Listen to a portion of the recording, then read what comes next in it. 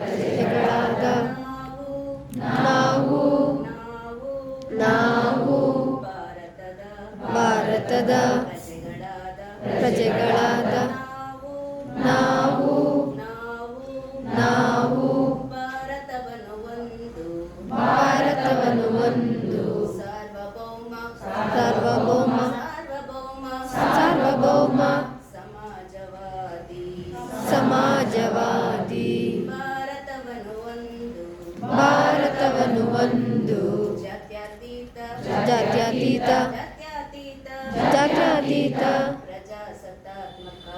ಪ್ರಜಾಸತ್ತಾತ್ಮಕ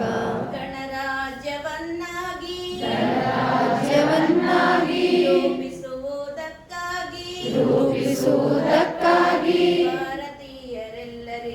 ಭಾರತೀಯರೆಲ್ಲರಿಗೂ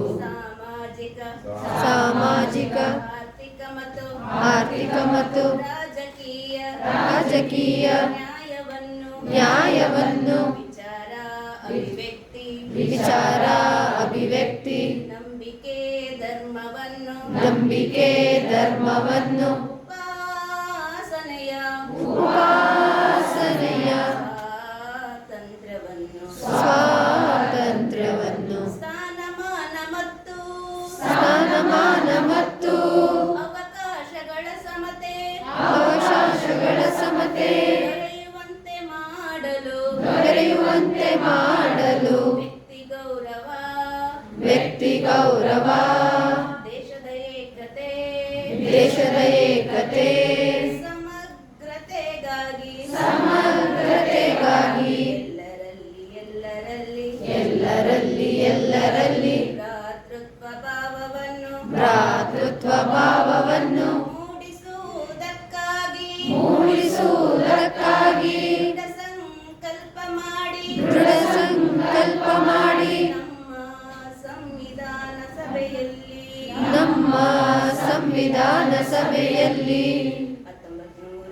1949 ನವೆಂಬರ್ ತಿಂಗಳ 26 ದಿನ